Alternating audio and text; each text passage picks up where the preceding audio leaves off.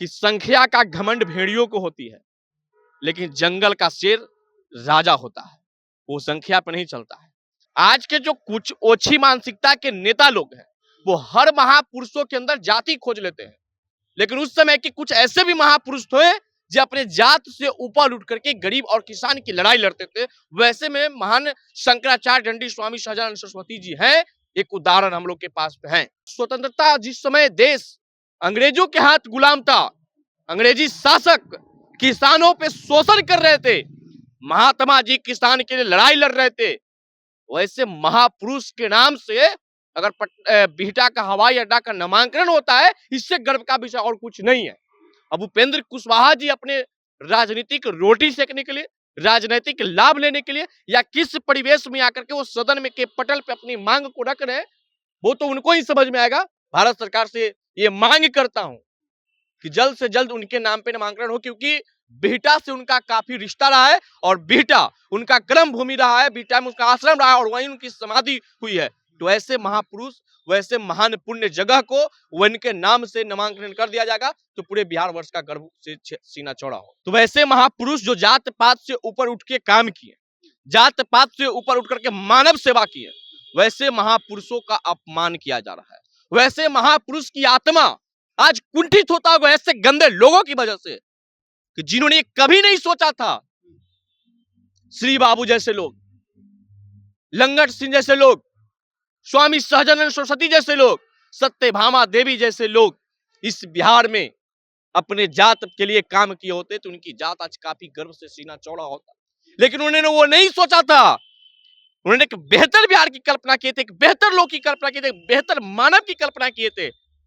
लेकिन आज के कुछ चंद नेता लोग अपने राजनीतिक रोटियां सेकने के लिए उन महापुरुषों की जात खोज करके सम्मान देने से वंचित कर रहे हैं।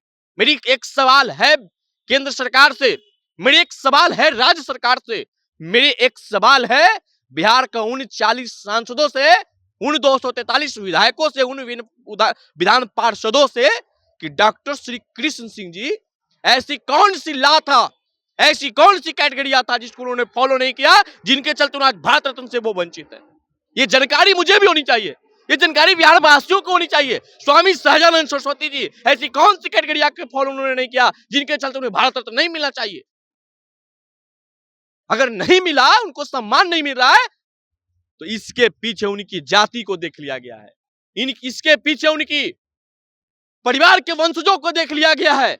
हमारी संख्या भले ही कम है लेकिन कमजोर नहीं है, जिसके साथ है स्वाद उसी को मिलेगा। आपने देखा होगा, आप देहात परिवार से आते हैं, आपके यहाँ भी घर में सब्जी बनता होगा, किसी के घर में पनीर बनता होगा, किसी के घर में मशरूम बनता होगा, किसी के घर में फूलगोभी की सब्जी बनता होगा, लेकिन सभी सब्जी में स्वाद देने का काम नमक करता है। तो बिहार की राजनीति का नमक हमारा समाज है, जिसके साथ है उसी का साथ स्वाद है, और जिसके साथ नहीं है उस सब्जी का कोई पूछ नहीं, उस राजनीतिक पार्टी का कोई पूछ नहीं। नमस्कार, आप देख रहे हैं चौकस भारत और मैं ब्रजेंद्र। जिस तरह से माहौल बन रहा है विधानसभा चुनाव का, लोग अपने अपने स्तर से जो जुबानी जंग है वो छेड़ते नजर आ रहे हैं। बयानों के तीर लगातार चल रहे हैं। अगर कहा जाए तो लोगों को साधने की भी कोशिश हो रही है, यानी जनता को लोभित करने, लुभाने और रिझाने का भी भरपूर प्रयास किया जा रहा है।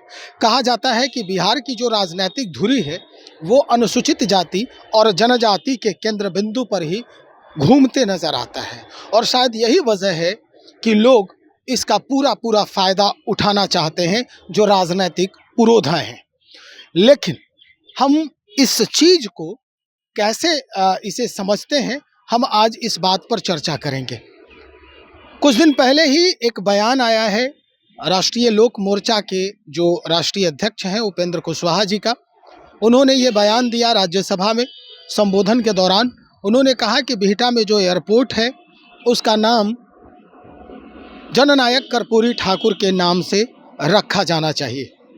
आपको बता दें कि उसके पहले भी कई लोग जो हैं वो सदन में ही ये चर्चा कर चुके हैं कि उस एयरपोर्ट का नाम स्वामी सहजानंद सरस्वती के नाम पर होना चाहिए।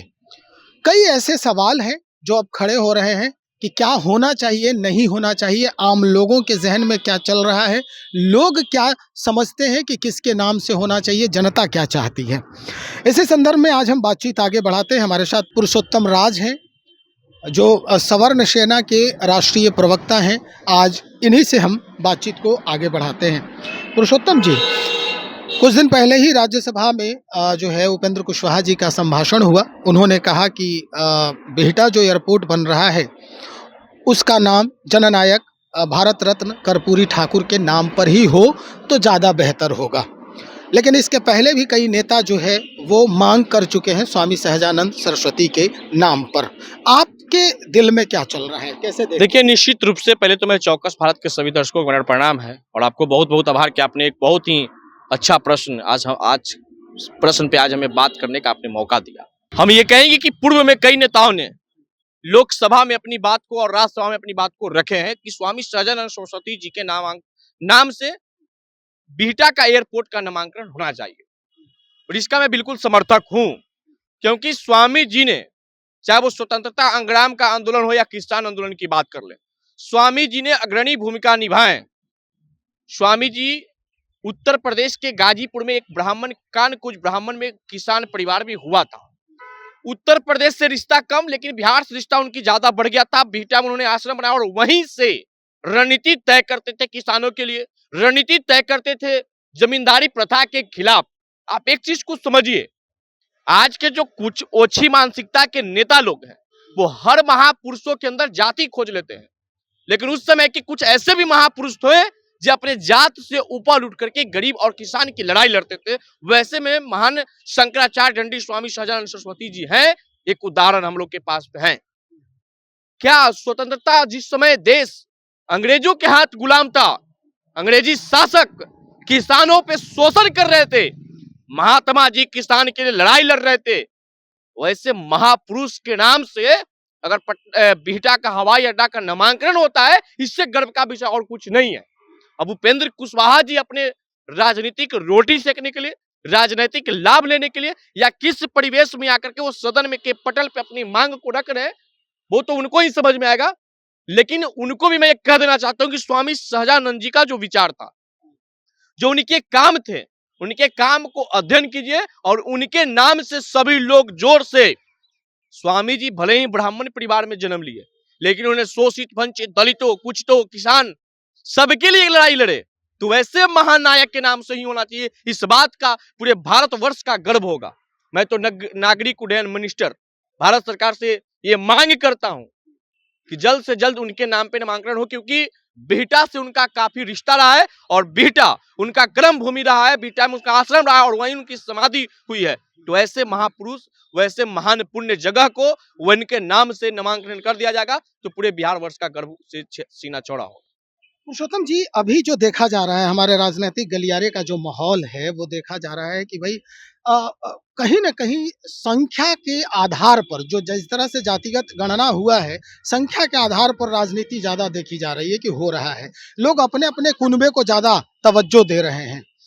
तो क्या ये लगता है आपको कि कहीं न कहीं ये उसी को साधने का एक प्रयास है, जिस तरह के बयान आए? अगर महापुरुषों के अंदर जाति खोज ली गई है, तो वैसे महापुरुष जो जात पात से ऊपर उठ के काम किए, जात पात से ऊपर उठ करके मानव सेवा की है, वैसे महापुरुषों का अपमान किया जा रहा है।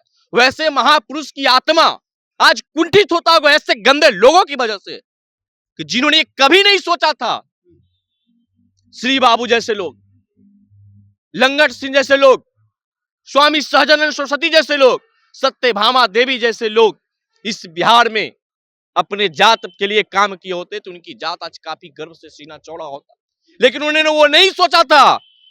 उन्होंने एक बेहतर बिहार की कल्पना किए थे, एक बेहतर लोग की कल्पना किए थे, एक बेहतर मानव की कल्पना किए थे।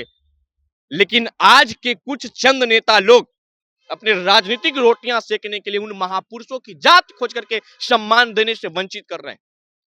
जिन लोगों की भारत रत्न मिला, मैं किसी के भारत रत्न का मैं विरोध नहीं हूं, लेकिन मैं पूछना चाहता हूं, मेरी एक सवाल है केंद्र सरकार से, मेरी एक सवाल है राज्य सरकार से, मेरी एक सवाल है बिहार का उन 40 सांसदों से, उन 243 विधायकों से, उन विधान पार्षदों से कि डॉक्टर श्री कृष्ण सिंह जी ऐसी कौन सी ला था, ऐसी कौन सी कैटेगरी था जिसको उन्होंने फॉलो नहीं किया, जिनके चलते उन्हें आज भारत रत्न से वो वंचित है।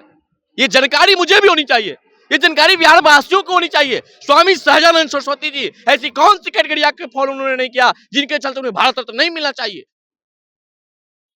अगर नहीं मिला, उनको सम्मान नहीं मिल रहा है, तो इसके पीछे उनकी जाति को देख लिया गया है, इसके पीछे उनकी परिवार के वंशजों को देख लिया गया है। भाई, उनकी आत्मा आज कुंठित है। स्वामी सहजानंद सरस्वती जी के नाम से अगर पीटा एयरपोर्ट का नामांकन होगा, ये पूरे बिहार वासियों के लिए गर्व की विषय है। जो बिहार कृषि प्रधान राज्य था, वैसे किसान के महानायक, वैसे किसान के महानेता। नहीं, आप कह रहे हैं कि उनका गर्व का विषय पूरे बिहार, तो जननायक कर्पूरी ठाकुर के नाम से भी होगा तो गर्व का विषय तो होगा। जननायक कर्पूरी ठाकुर जी को भारत रत्न मिला या नहीं मिला? निश्चित रूप से तमाम महापुरुषों को सम्मान मिलना चाहिए, जो इस बिहार के लिए, बेहतर बिहार के लिए, बेहतर मानव समाज के लिए जो कार्य किए, उनको सम्मान मिलना चाहिए। उनकी जाति कोई भी हो, उससे कोई विशेष हमको मतलब नहीं है। लेकिन आपने एक सही सवाल हमसे कहा, क्या संख्या की राजनीति होती है? बड़ा दुर्भाग्य है भाई साहब, संख्या की राजनीति होने लगी। कहते तो है सभी दलों में यही बात है कि जिसकी जितनी भागीदारी। मैं इसका समर्थक हूं, मैं इसका आपके बातों का समर्थन कर रहा हूं, आपके बातों का मैं पक्षधर हूं कि बिहार में संख्या पे राजनीति हो रही है। अगर बिहार में संख्या पे राजनीति नहीं होता, तो जिसकी जितनी संख्या बारी उसकी उतनी हिस्सेदारी की बात नहीं होती।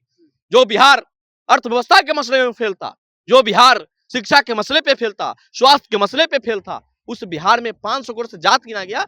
ये विषय है, इसको हम नकार नहीं सकते हैं।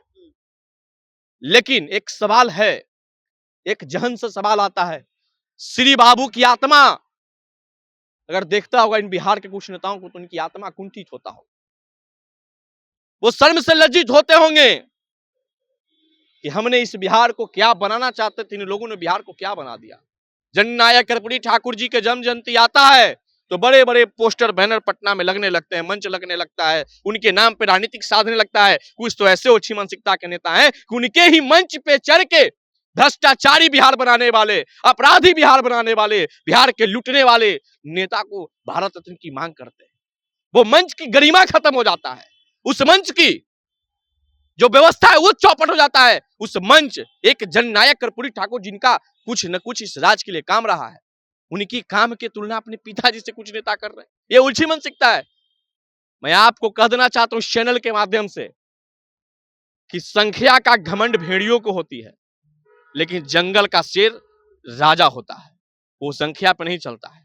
इसलिए हमारी संख्या भले ही कम है, लेकिन कमजोर नहीं है। जिसके साथ है स्वाद उसी को मिलेगा। आपने देखा होगा, आप देहात परिवार से आते हैं, आपके यहाँ भी घर में सब्जी बनता होगा, किसी के घर में पनीर बनता होगा, किसी के घर में मशरूम बनता होगा, किसी के घर में फूलगोभी की सब्जी बनता होगा, लेकिन सभी सब्जी में स्वाद देने का काम नमक करता है। तो बिहार की राजनीति का नमक हमारा समाज है, जिसके साथ है उसी का साथ स्वाद है, और जिसके साथ नहीं है उस सब्जी का कोई पूछ नहीं, उस राजनीतिक पार्टी का कोई पूछ नहीं। चलिए, बहुत शुक्रिया जानकारी देने के लिए। पुरुषोत्तम राज बातचीत कर रहे थे इस पूरे मुद्दे पर कि भाई जिस तरह का माहौल बन गया है, अब जो लोग डिमांड कर रहे हैं और जो जिसके ऊपर राजनीति हो रही है, वो कितना फलीभूत होगा अपने राज्य के विकास के लिए, अपने लोगों के विकास के लिए और समाज के विकास के लिए।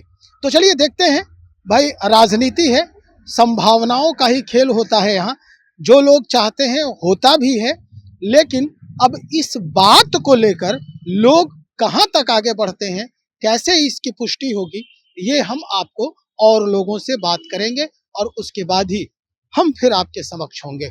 बने रहिए, हम और भी खबरों को लेकर बहुत जल्द हाजिर हो रहे हैं। बहुत शुक्रिया।